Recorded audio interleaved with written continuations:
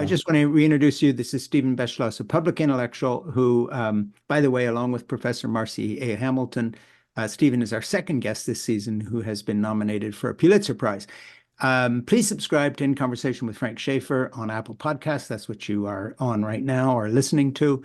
And subscribe to my Substack, It Has to Be Said, Frank Schaeffer commentary at substack.com.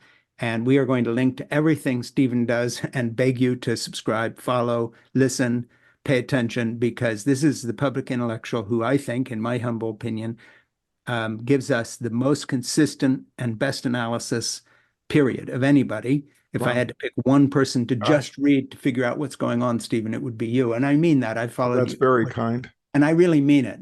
So first of all, just thank you so much for everything you do on that front. Let me change gears a little bit and talk about another aspect of what we're looking at. We've been talking about Trump. We're talking about the Biden presidency.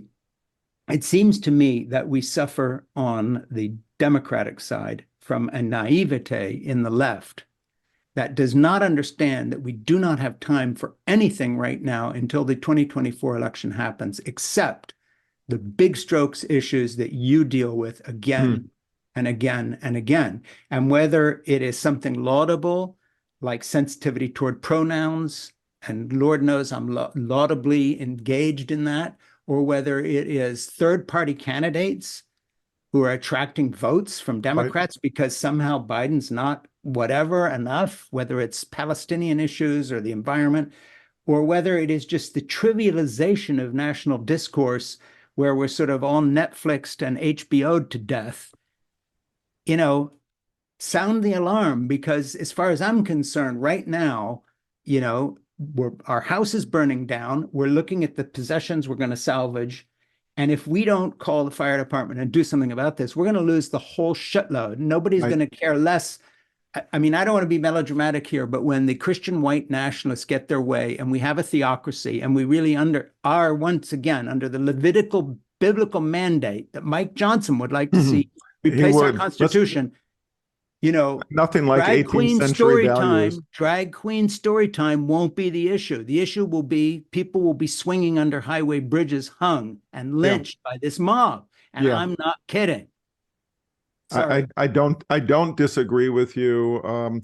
Again, retribution. Well, I've said, maybe hyperbolically, is it possible we'll be seeing public executions? I don't dismiss that as outside of the realm of possibility. The American carnage, we heard that already in 2017, that was the goal. We've seen somebody who's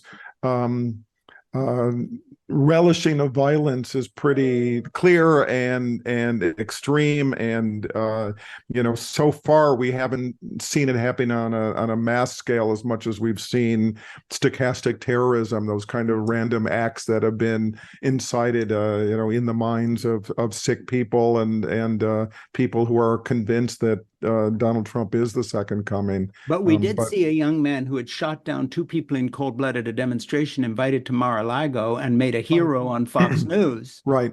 Well, that's the thing. Guns, and that comes very close to what you're talking about for real, because, okay, any crazy person can do a school shooting, but then if you're invited to the former president's residence, there's a real upside.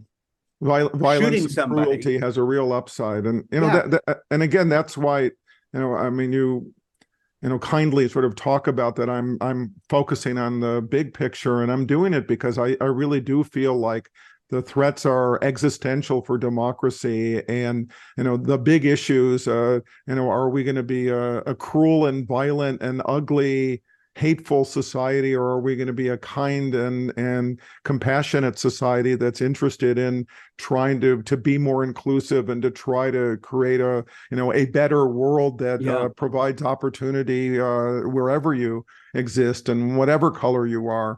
I mean, these are pretty fundamental things, and look, they've been playing out for a very long time in American history, but they're at a kind of a seismic moment, I think, now. And so in some ways getting into the detail, and I think it makes sense to pay attention to what's going on day to day, but in some ways getting into too much of the detail of the normal rhythms of a political season, or or governance for that matter, sometimes misses the larger points. And the larger points have never been more vivid as calling us about what kind of world we want to live in.